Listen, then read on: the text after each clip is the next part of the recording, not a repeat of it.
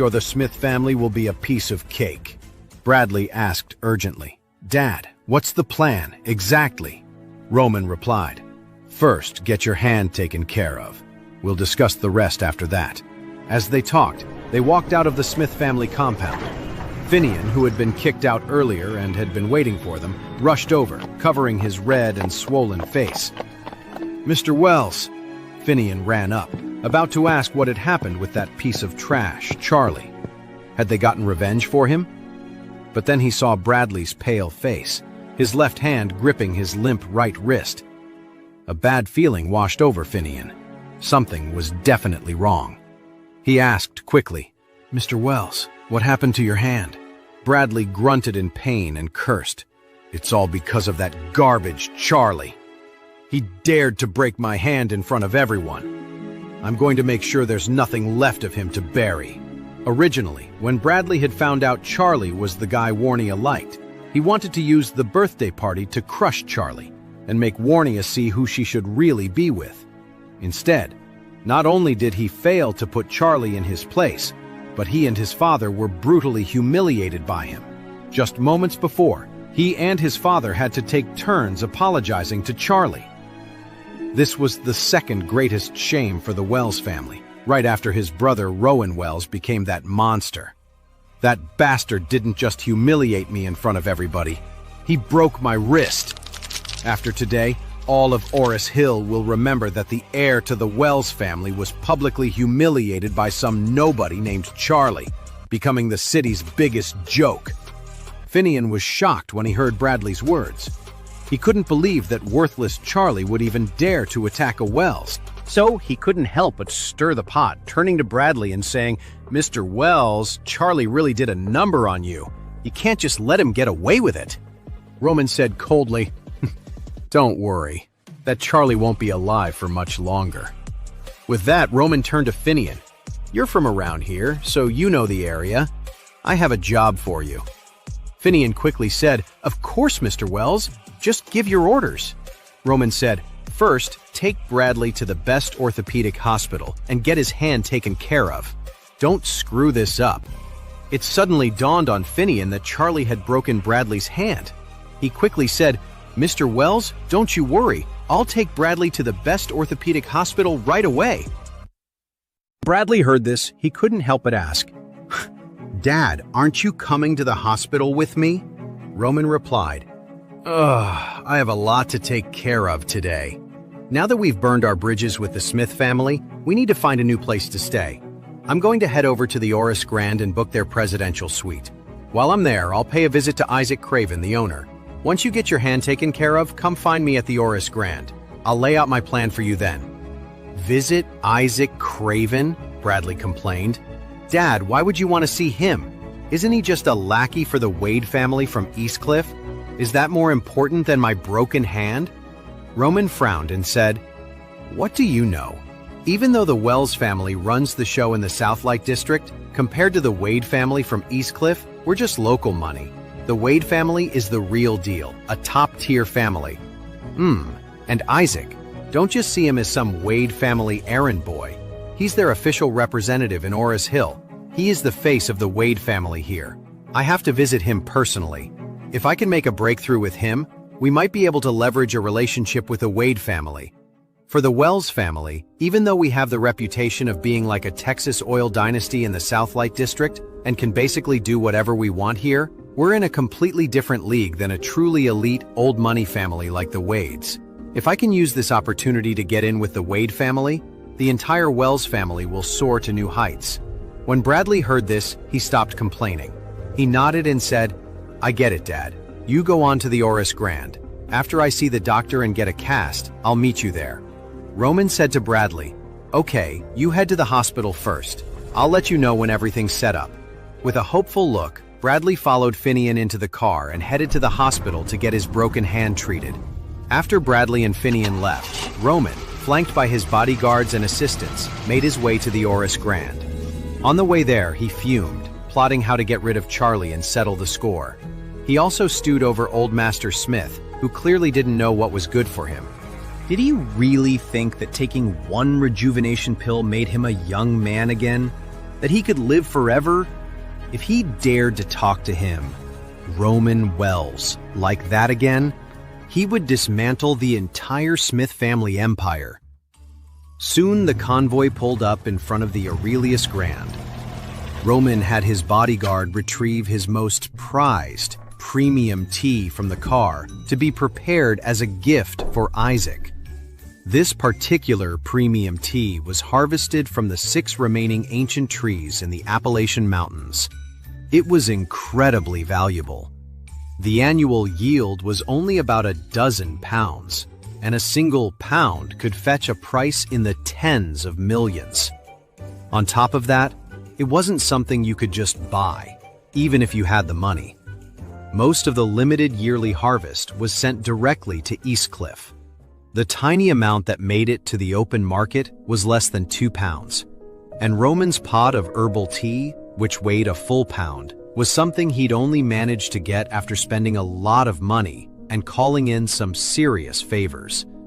Because Roman treated this herbal tea like a treasure, he took it with him wherever he went.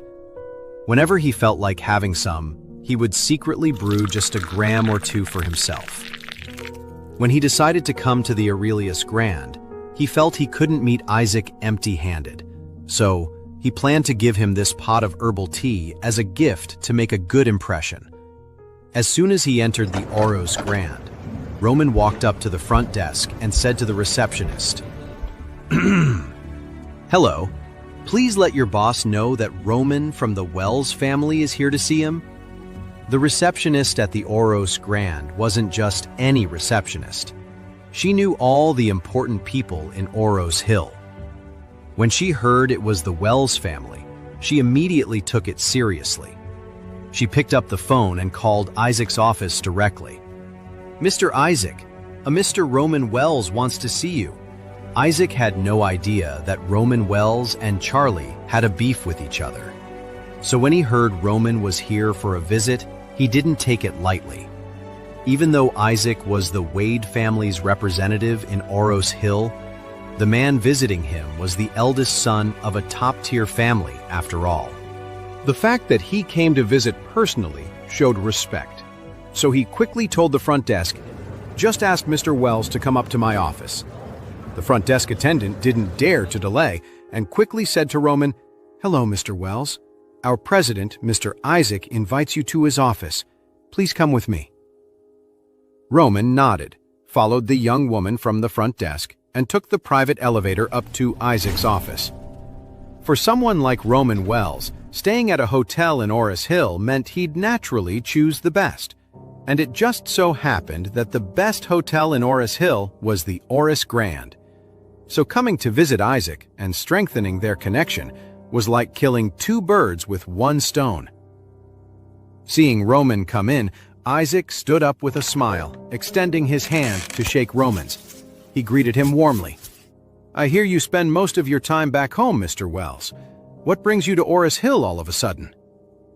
Roman sighed and said, "It's a long story.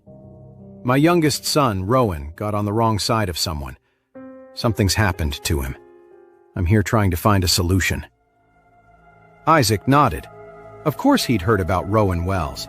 He had even seen the video on social media when it first came out. So when the memory suddenly surfaced, he felt a wave of nausea and involuntarily. Isaac's gagging made Roman's expression extremely awkward. He didn't know why Isaac was gagging, but to be honest, he felt sick and uneasy himself whenever he thought about those clips of his younger son. So Roman could only change the subject. "Forget it," he said. "I'm mainly here today to visit you, Mr. Isaac. Let's not dwell on such unpleasant things. I brought you a little something. I hope you like it." After that, he handed a bottle of what looked like very exclusive bourbon to Isaac. "Mr. Isaac, this is a bottle of First Harvest tea from Appalachian. It's from my private collection and isn't something you can just buy. If you appreciate a good bourbon, I'm sure you'll enjoy it." Isaac naturally knew how precious it was and quickly waved his hand in refusal. "Oh no, this is too much. This stuff is getting rarer by the day. and it's from your personal collection, Mr. Wells. I couldn't possibly accept." Roman insisted. "Mr. Isaac, please, don't be so formal. You're the face of the Wade family here in Orus Hill. We in the Wells family have always hoped to cooperate with the Wade family. In the future, we'll be counting on you to help make that connection."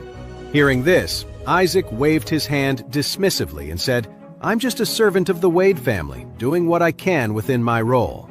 But I appreciate the sentiment, Mr. Wells." Roman said sincerely, "You're too humble, Mr. Isaac." Seeing Roman's sincere attitude, Isaac relented. "All right. Since you're so generous, Mr. Wells, then I won't be rude. I have a few bottles of a collector's edition bourbon here. I'll give you a couple of them to try." Roman was flattered and quickly said, "Oh, that's a very generous gift. Thank you, Mr. Isaac." Isaac smiled slightly. "Mr. Wells, I'm guessing you didn't come all this way just to bring me some herbal tea, right?" Roman nodded and said, "You're right. My eldest son, along with a few bodyguards and assistants, will be staying in Orus Hill for a while, and I figured the Orus Grand would be the perfect place for them." Isaac laughed. "Of course! Since you're here, Mr. Wells, you're our honored guest. I'll have the manager arrange a presidential suite for you and your son. You can stay as long as you need. There's no rush." Roman quickly said, full of gratitude, "Oh, thank you so much." Isaac just smiled. "Think nothing of it." After a moment, he asked curiously, "By the way, where is your son Bradley? Why didn't he come with you?" Roman was too embarrassed to admit his son's wrist was broken, so he just said, "He had a little something come up. I don't think he'll be able to make it for a bit. When he gets here, I'll bring him by to see you." Isaac nodded and said, "All right. Well, why don't I have someone show you to your room to get some rest? When Bradley gets back this evening, we can all have dinner together. I'll host." Roman was thrilled. He said, "In that case, we'll definitely be there." He felt that he and Isaac had only been casual acquaintances before, but now that Isaac had accepted his gift, their relationship had taken a step forward. This was exactly what Roman wanted. As the Wade family's representative in Orus Hill, Isaac was a crucial stepping stone. If he could just maintain a good relationship with him, he could use this opportunity to get in with the truly powerful Wade family. Roman also had his own agenda. He figured that if the Wells family couldn't find someone to treat Rowan Wells, they could ask the Wade family for help once they were on good terms. With the Wade family's resources, a single word from them could summon countless powerful and skilled individuals. Isaac didn't think too much of it. After all, this was the Wells family. So, after he and Roman chatted for a bit, he had them shown to the presidential suite to rest.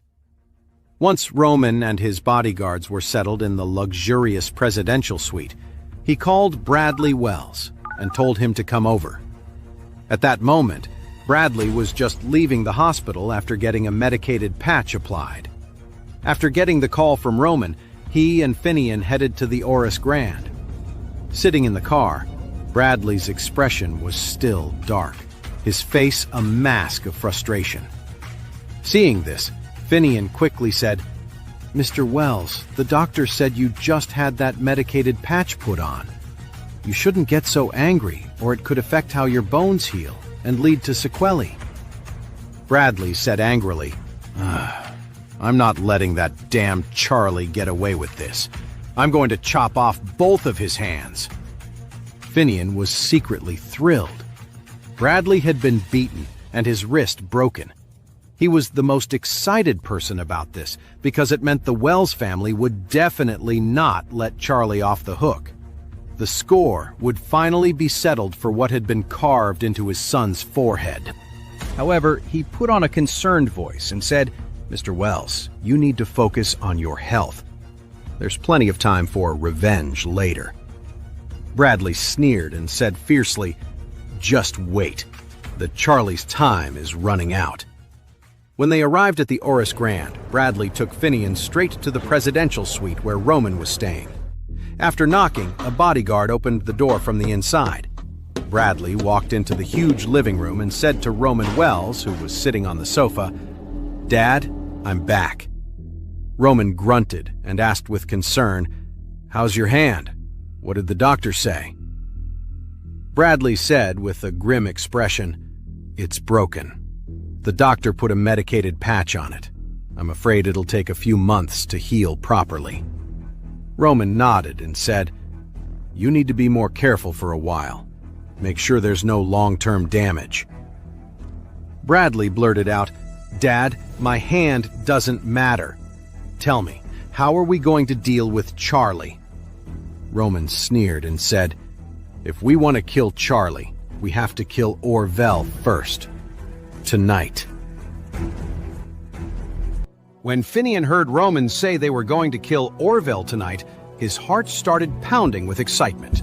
He had been hoping for Orville's death for a long time, and he couldn't believe his wish was finally coming true. Plus, by killing Orville, he'd not only get his revenge, but the Wells family would also use the opportunity to put him in charge. Could he really become the next kingpin of Orus Hill? He trembled with excitement just thinking about it. Bradley asked from the side, "Dad, Orville has a big crew in Orus Hill. Is it really that easy to kill him?" Roman replied calmly, You need to understand something. To kill Orville, you don't have to take out his entire crew first." "Dad, what do you mean?" Roman said coldly, "He might have thousands of guys, but they can't be with him all the time. We just need to know where he'll be at a certain time, find him, and take him out right there." Finian quickly chimed in, "I know, it's hard to pin down his location during the day, but he usually stays at the mansion at night. His place, the mansion, is really famous in Orus Hill, and a lot of his associates go there for dinner." Roman asked him, "How many security guards does the mansion have?" Finian thought for a moment and said, For security, there are about 10 guys, and the rest are just waiters." Roman snorted, 10 security guards are nothing. My bodyguards are all elite ex-special forces. 10 guys are a joke to them." He then looked at the burly, middle-aged man leading his 5 bodyguards and asked, "Keon Marsh, you've been with me the longest. You're the strongest and the most reliable. I want you to take the others and go to the mansion to kill Orville tonight. Anyone who gets in your way, you take them out. Can you handle that?" Keon immediately nodded and said, "Mr. Wells, don't worry. A dozen security guards are like ants to us. As for that Orville, we'll put him down like a dog." Roman nodded, satisfied. He then turned to Finian and said, "Finian, you have a score to settle with Orville, don't you? I'm giving you a chance to get your revenge now. You will take my men to the mansion tonight and get rid of Orville. Take him out, and the Wells family will have your back. We'll make you the new kingpin of Orus Hill." When Finian heard this, a deep hatred burned in his eyes, and his blood was boiling. What was the whole point of sucking up to the Wells family and doing their dirty work? Wasn't it all for revenge, to kill Orville and Charlie? Now Roman was giving him a chance to become the kingpin of Orus Hill. How could he possibly refuse an offer like that? Besides, he had heard that the Wells family's bodyguards were all retired soldiers from the army. With 5 guys like that, it would be more than enough to go to the mansion and take out Orville. Once Orville was dead, his crew would be totally lost without a leader. And with the Wells family backing him, it would be easy to become the new kingpin of Orus Hill. From now on, with his connection to the Wells family, he'd be set for life. Right then, at Cedric's birthday banquet, Charlie was just waiting for the party to officially kick off. He planned to offer Cedric a glass of wine and then head over to Tristan Finch's clinic to check on things. At the dinner table, Salman White, Christian Knox, Skylar Knox, Orville, Lance Webb, and even Doris were looking at him with a newfound respect. The incredible power of the rejuvenation pill was truly something to behold. Still, everyone knew their place, and no one dared to bring up the rejuvenation pill to him directly. Charlie still had 20 rejuvenating pills left, but he wasn't about to start handing them out like party favors. Salman White, Christian Knox, and Orville were all still relatively young, nowhere near old age, so there was no reason for them to take a rejuvenation pill just yet. If they stayed loyal and followed his lead in the future, he would definitely give them one when the time was right. Sitting at the table, Charlie glanced over at Lance Webb, who he hadn't seen in a few days. "How's Webb Pharmaceuticals doing?" he asked. Lance quickly replied with respect. "Mr. Wade, Webb Pharmaceuticals is developing steadily. I'm also getting some old-school herbalists and pharmacists together to study our ancient remedies, and we're planning to reintroduce some of those classic herbal remedies," he added with a hint of regret. "Our ancestors left behind so many amazing prescriptions. Now they're either lost or have been stolen by drug companies in other countries. It's a real shame. So I want to do everything I can to explore those possibilities." Charlie nodded in approval. "That's a great idea. The incredible things our ancestors left behind have been snatched up by Canadian companies and Silicon Valley giants. If we don't start paying attention, the formulas our American ancestors created will just become bragging rights for these other countries." With that, Charlie's mind suddenly jumped to Sterling Pharma in Canada. He had personally conned Sterling Pharma out of more than $10 billion. The company was hurting badly right now, and he had also left a ticking time bomb waiting for them. Sean, the second son of the Kennedy family, thought his older brother was dead. He had no idea that Jude was still stuck feeding dogs and shoveling their waste at Orville's kennel. If Sterling Pharma was on the verge of collapse, that was fine. But if the company started to get back on its feet, he could always bring Jude back to take over. Thinking about this, he asked Lance, "So, what's the situation with Sterling Pharma in Canada?" Lance said, "Sterling Pharma ran into some trouble a while back. It looks like they lost a huge amount of cash, so they're having some trouble with cash flow. But they're still a heavyweight, even if they're on the ropes. Besides, Sterling Pharma still has a lot of best-selling drugs. They should be able to bounce back pretty quickly." Charlie, a plan already forming in his mind. Once things at Sterling Pharma are settled, he'll send Jude back to Canada and help him push Sean out, no matter what it takes. That way, Sterling Pharma will basically be his. So he said to Lance, "If anything happens at Sterling Pharma, keep me in the loop." "Okay, Mr. Wade." Lance nodded respectfully. "I'll keep a close eye on it." Charlie asked again, "By the way, how are your father and brother doing in the Rocky Mountains?" Lance smiled faintly and said, "The people I sent and Orville's guys are taking turns watching them. I heard it's gotten really cold in the Rocky Mountains lately, and the whole area is buried in snow. Those two are running low on supplies and haven't harvested enough Panax root. This winter, they might not have enough food or warm clothes to get by." Charlie nodded and said, I don't care if they're short on food or clothes, as long as they don't die." Lance immediately said, "Mr. Wade, you don't have to worry. As much as I hate them, they are still my family after all. I'll make sure they stay alive, but I'll leave them up there to suffer and regret everything in the Rocky Mountains." Just then, an energetic Cedric, followed by a group of the younger Smiths, came over to toast Charlie. The group trailed behind Cedric, all of them greeting Mr. Wade respectfully.